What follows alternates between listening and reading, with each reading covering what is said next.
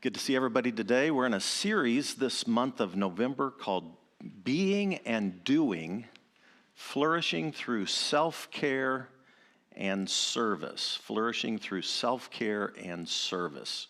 How many of you have ever heard of the Pareto principle? Couple, two or three. How many? Sometimes it's called the 80-20 principle. How many of you have heard of the 80-20 principle? Okay. All right, sometimes I hear this presented kind of almost in a negative way, but the idea is that, and this actually applies to a lot of different realms, the idea is that 20% of the effort produces 80% of the results, okay? 20% of the effort, 80% of the results. Now, I've heard this used in a way like, I've heard it used in churches where, yeah, we've only got 20% of the people serving, and the rest of you 80% need to get off your rear ends and get going. Come on, man, we need you, right?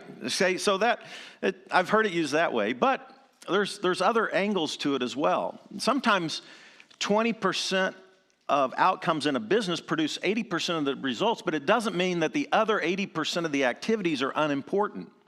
Sometimes the 20% of the activities fund very important activities that are a part of the 80%, right? Or if you think about giving, even like in a church setting like this, or in any kind of nonprofit setting, like if one person gives 10% of their income, they might give $100. Another person gives 10% of their income, they might give $1,000. Another person might give 10% of the income, they might give $10,000. I've got some friends who give 10% of their income and more, and they're given $100,000 to $500,000 a year, right? So if you think about then 20% of the people, if you have one of those that gives 10% that gives $100,000, you see how that 20-80 isn't a negative thing. You could have a lot of people giving percentage-wise, and then it still amounts to 80% of the outcome is produced by 20% of the givers. That doesn't mean that other people aren't giving, right? Think about it in terms of service, what people are doing in the church. Let's say somebody comes in and they are burned out in life, they're on fumes, they're tired, they're exhausted, and they need a place to rest. And then they come to church, and then you recruit them for the children's ministry.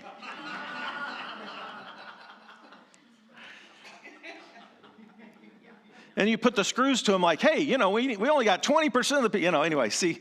So we have to be mindful of all of the different angles to the way people give and serve and live.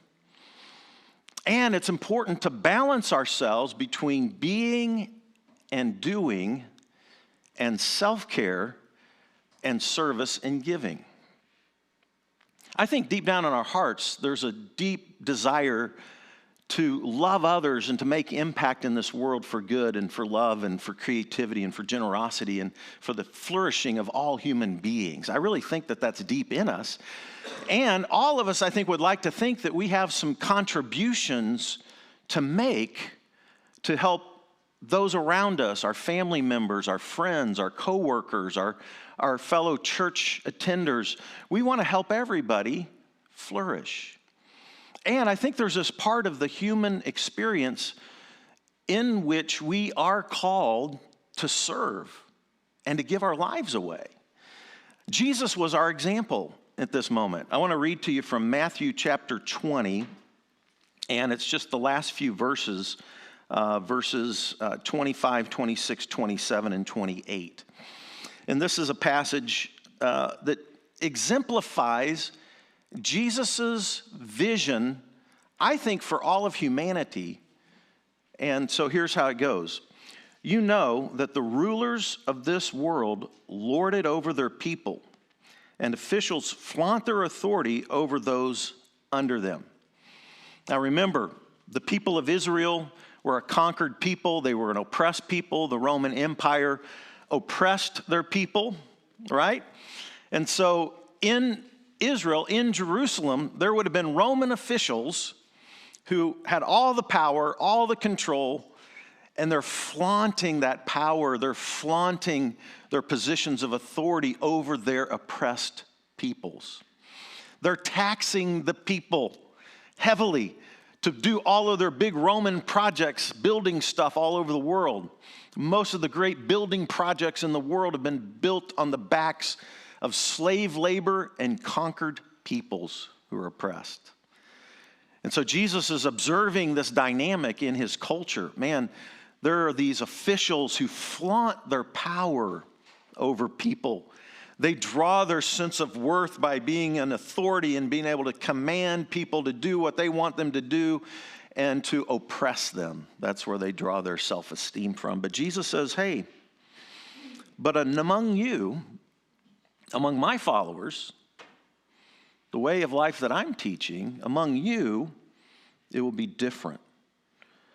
Whoever wants to be a leader among you must be your what? Servant. So Jesus is bringing in a whole new dynamic about servant leadership, about the priority of love, that love actually gives, love actually serves, love actually lays its life down. Love is self-giving. It's not just focused on self. It's not just narcissistic, self-focused, but this kind of leader gives away. This kind of human being lives to give. And then Jesus says, for even the Son of Man came not to be served, but what? To serve and to give my life. And we know, of course, Jesus made the ultimate sacrifice, laying his life down, showing the way of service and love and even sacrificial love for the sake of all people and all humanity. Jesus moves into this lifestyle of service and even lays his life down that others might live, that others might flourish, that others might come into their full humanity and flourish. This is the heart of Jesus as he exemplifies this lifestyle of service. Now, I'm guessing most people who show up at church services around the world are usually people who want to serve and want to give. I've just noticed this around the world. But how many of you who love to serve, love to give, in fact, it's in your bones, it's in your very being to love and give and serve. In fact, how many of you would rather love and give and serve than do something selfishly for yourself? I won't ask for hands on the other side of the equation. If you're sitting there going, no, dang it, I want to live for my life, for myself, for the rest of my life, and I want everybody to serve me and kiss me and tell me I'm great. Kiss the ring, you know? Now, most of the time I don't find those kind of people hanging out in churches, right? But how many of you have given and served and loved to the point where your own health, physically or emotionally, has deteriorated? I have. I have. In fact, if you just Google me, you'll read all about it, okay? Like I flamed out in a pretty big, dramatic kind of a way. Yeah, like epic failure, right? So I understand firsthand the importance of getting a balance in our life, of being and doing, of self-care and service. I'd rather serve every moment of the day and forget about Fred. Truly, that's how I'm wired. I think my mom and dad are that way. If some of you have met them, they just love, they just give, they just love people. They'll give you anything they got. If you get in trouble, they'd host you. They'd put 10 sleeping bags in their living room if people needed to sleep there. I mean, that's just how I grew up. We grew up serving and giving and caring. So that's kind of wired deep into my bones. But what got me in trouble was a self-care issue. And so I want to ask some of you, you hear a lot about self-care today, and I'm just going to ask for some quick feedback. What are some of the ways that you've learned that are important to you for self-care? And you can just do a word or a short phrase.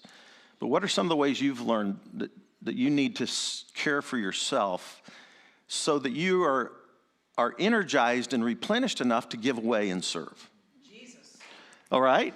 A relationship with God through Jesus. That relationship with Jesus, all right? Quiet time. Tell me what you mean by quiet time. What elements? Sit by myself with my thoughts and just kind of meditate. Sit with yourself, sit with your thoughts, meditate. Practice like mindful meditation. Excellent, excellent. Somebody else. Okay, nature. That's a huge one for me. Some people get replenished through nature. You know, I've been doing nature since I was a little kid. I didn't want to stay inside. Some kids today want to stay inside and play games and be stuck on their phones all day, right? But we didn't have phones to be stuck on. We only had one phone with 6 people in the house, and my 3 younger sisters were on it all the time. So I had no phone. And I wanted to be outside anyway, right? I wanted to be in the woods. I wanted to be in the creeks. I wanted to be catching bugs. I wanted to be catching snakes. I'd bring them home, put them in aquariums. My mom would go crazy because one got away one time. Anyway, and so I love nature, and I still to this day, mountain biking and rock climbing and hiking and fly fishing. These are things that I love. Bill took me out fly fishing on Wyandotte County Lake, and I just like that. Just replenishes me, right? Nature. How about another one? Somebody said something else over here. Self-care. Ooh, humor. You know, laughter's good for the soul, isn't it? Oh my gosh. Yeah, and that's one of the things about my family as well. Like my mom and dad, by the way, and my 3 sisters all flew to Florida. My oldest sister's birthday is tomorrow. And so I promise you, they're just laughing and having fun. They rented a condo down on the beach down in Florida, and I promise you, they'll laugh from the time they get up to the time they go to bed, and they'll just have fun. It's just good for the soul, isn't it? Just to have good family time, friend time where you're laughing. Another one, self-care. Perform in theater. Vicky. That makes me happy. Isn't that wild? So, and it's so unique to different people. Like for some people, that would give them a panic attack if they had to perform in front of a huge audience and do theater. I know some people, they would be in the mental institution, right? No, they would have a panic attack over that. Some people, I'm just curious, some people, they say one of the biggest fears is performing in front of an audience, speaking in front of an audience. How many of you would be in that category where you get pretty nervous about being in front of an audience, okay?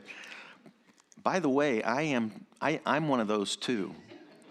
I'm an introvert who felt called by God to stand in front of people, and so I still get nervous before I speak. Every time. It doesn't matter if I'm speaking to 10 people or 1,000 people or 3,000 or 10,000. It doesn't matter. I get nervous, right? But how many of you love sort of being in front of an audience and you get energy from it? All right? Awesome. So see, it's different for different people. Any other ideas on self-care? Say no. Say it again. Say no. Ooh, healthy boundaries. Learning to say no. How many of you have a problem saying no? Yeah, and that can then take us past healthy boundaries and move us into an unhealthy category for sure. Somebody else said something else, I think. How many of you need to exercise some for mental health? Not just for physical health, but for mental health. Yeah, I'm one of those. Like I'm a distance athlete, and interestingly, the studies on exercise, particularly longer distance kind of aerobic exercise, and you do it for a longer period of time, it releases endorphins in your system. And for people who struggle with anxiety and depression on that side of the equation, like going out for hikes or walks or bike rides or some kind of aerobic activity for 20 to 30 minutes a day is you can't, they'll actually say this, doctors will say this, they can't put the health benefits of that into a pill. Like if you do 30 minutes of just walking or some kind of aerobic exercise a day, you could not take the benefits of that, put it into a pill, and just take a pill every day, right? How many of you sleep well? Okay. If you sleep well, thank God for it every day. There are people who would care if you went missing. Yes, yes, yes, yes. Thank God every day. What got me in trouble, my self-care, was insomnia. That was the original thing. I would go to sleep fast, sleep for 2 hours, and then I would wake up. And then my mind would start racing, and many times I never got back to sleep again. And I would read all night or watch something that I'd watched 100 times, like Andy Griffith. Just like so it'd lull me to sleep, right? Because I knew what was happening. And I'd get up at 4 a.m. and start my day. I slept 3-4 hours a night for almost 30 years. And it finally kind of caught up to me, and then I went to a psychiatrist, and then I started trying sleep drugs. And then that led to a 2.5-year addiction issue trying to chase sleep, right?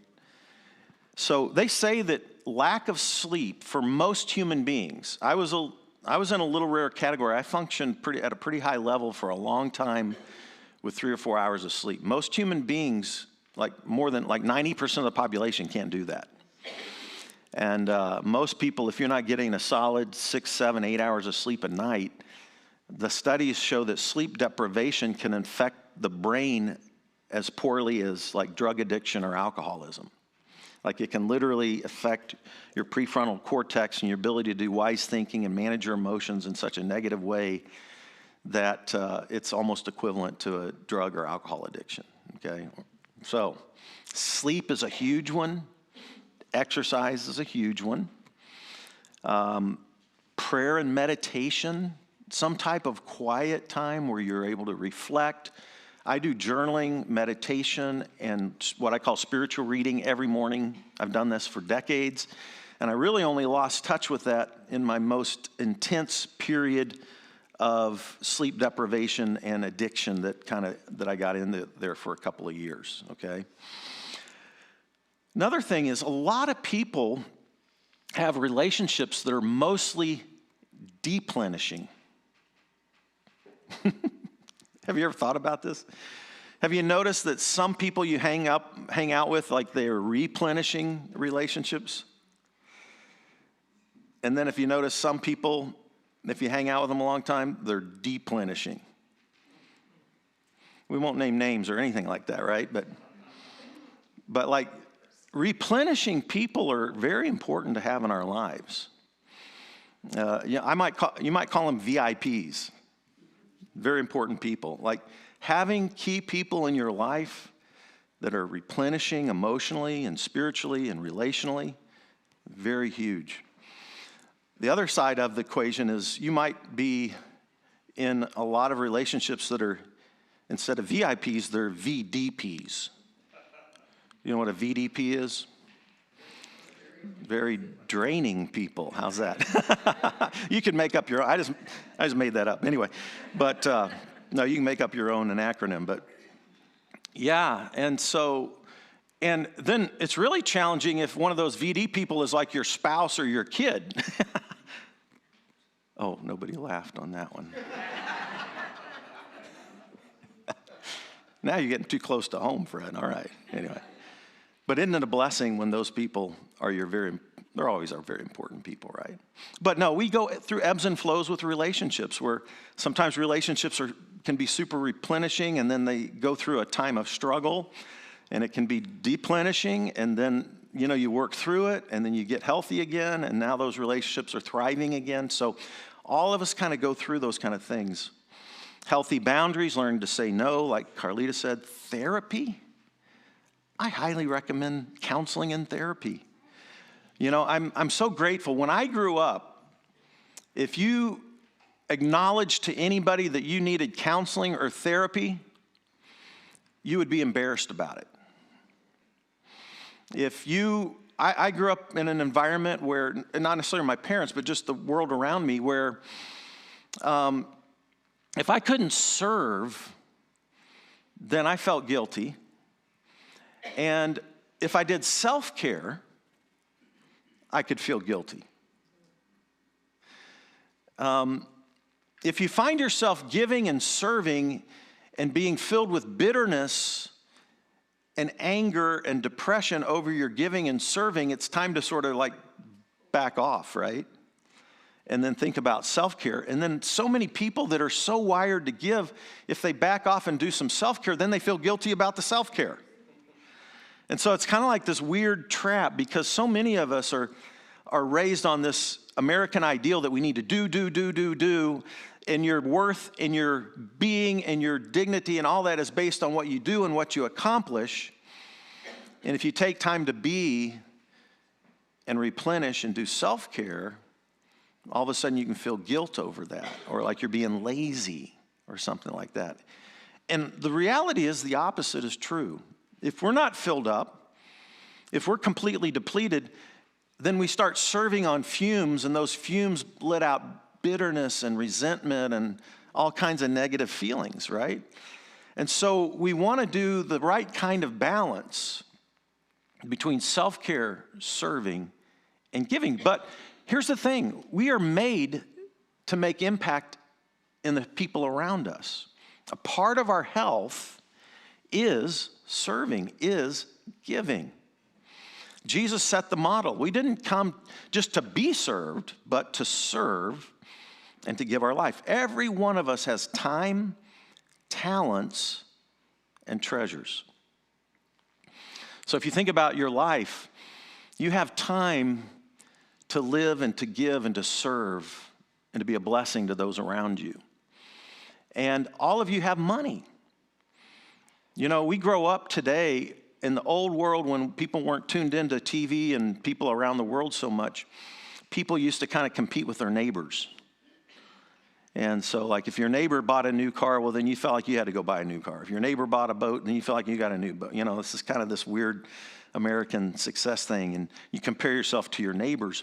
But today, people watch TV. They don't really compare themselves to the neighbor. They compare themselves to, like, billionaires.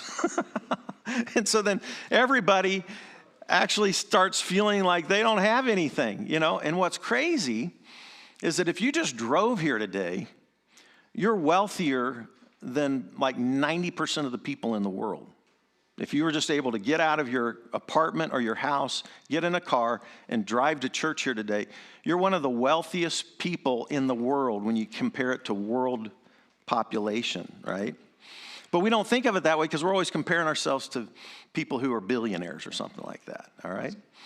So all of us have time, all of us have money, treasure, and all of us have giftings, talents. You have spiritual gifts. You have abilities that you've learned through the years. You have passions and experiences, and your heart is shaped in a certain way. And God has made you to live and give and serve and make an impact for good for those who are around you.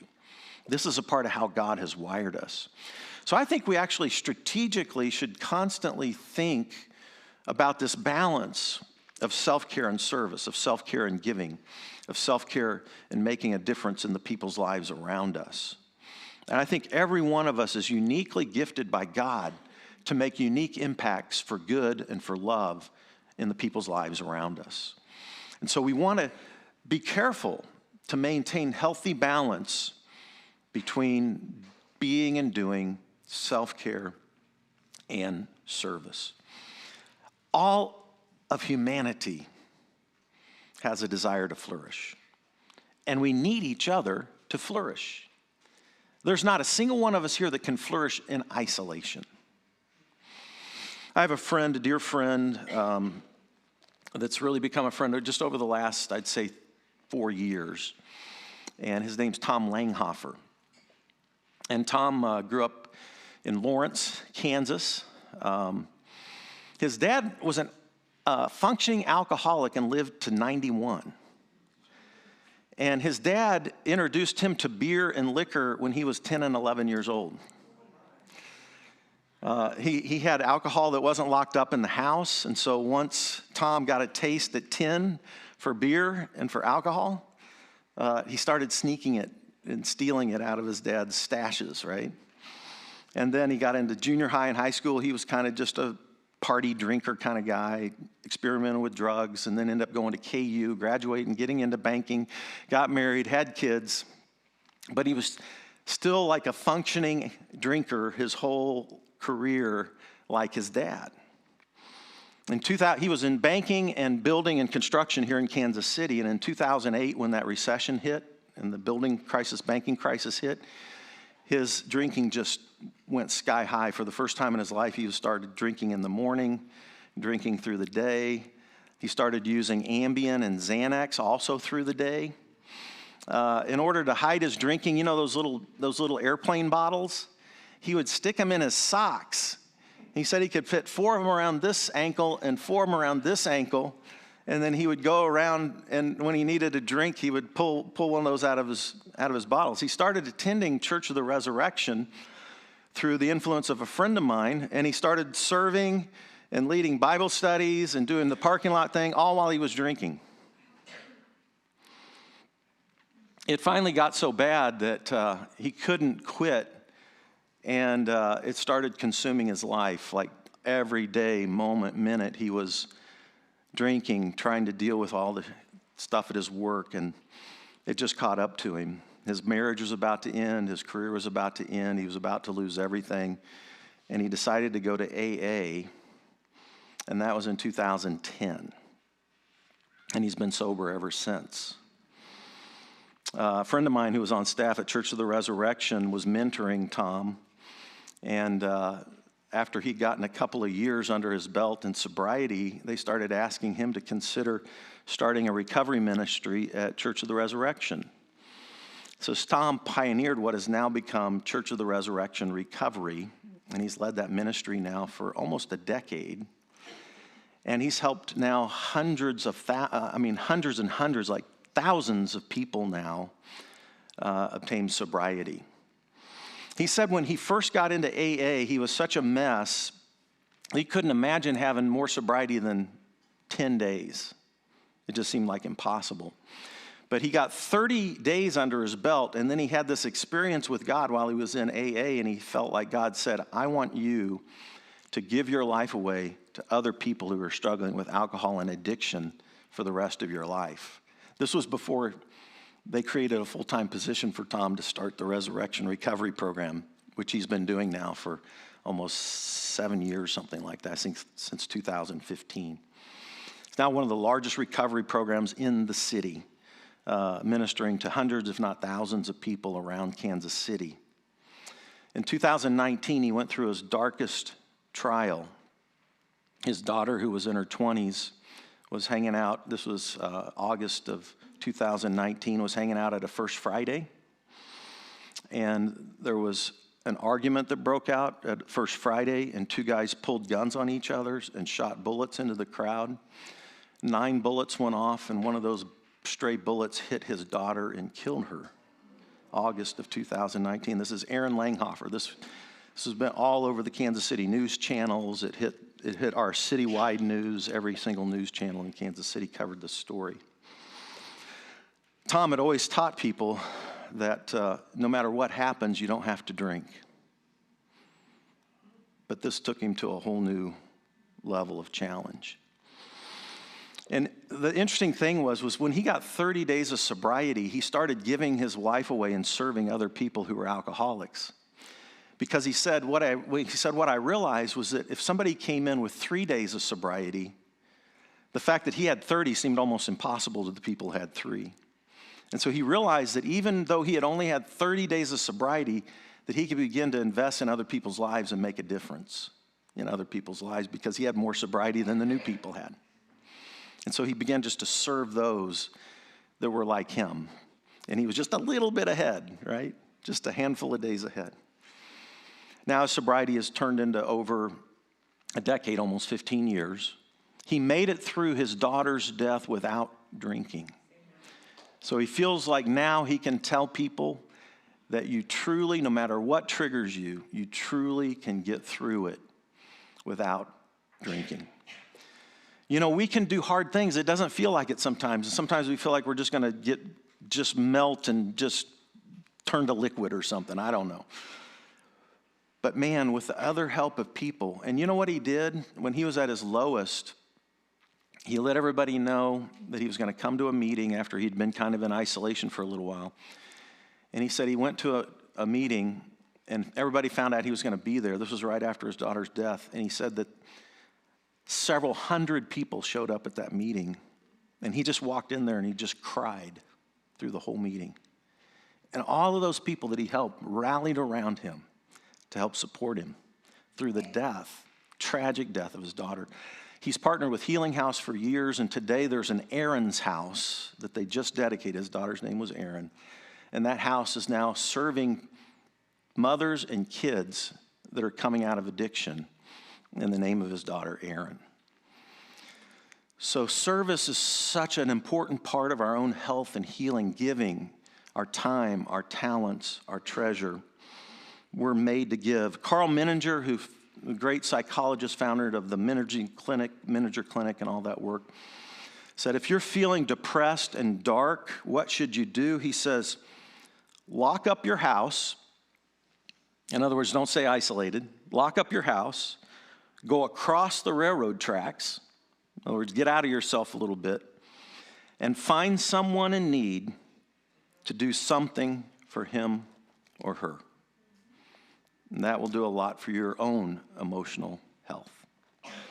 Jesus said it this way, even the Son of Man did not come to be served, but to serve and to give his life a ransom for many. Let's pray. God, come do a work in our hearts today. May we always be a people who are mindful of the importance of being, and then out of our being flowing into doing and giving and serving. Help us to be people who nurture great self-care for our own lives so that we can be fully present to give and to serve and to lead those around us and to influence those around us for good. I pray for those who might be on fumes right now and they just feel like they can't give another bit. And I pray, God, that in their sitting and soaking, that they know that they're loved right now just as they are. You don't have to do anything. You don't have to accomplish anything to be fully loved and known by God. God loves you no matter what. His presence is there for you no matter what. Your worth to God, to the kingdom, is not based on what you do or accomplish, but because God knows your name and loves you at every part of your being. But it's out of that love that we get to serve and that we get to be a blessing to others. So allow us to live that way and accomplish this together. In Jesus' name we pray. Amen. Darren's going to lead us in a song of reflection.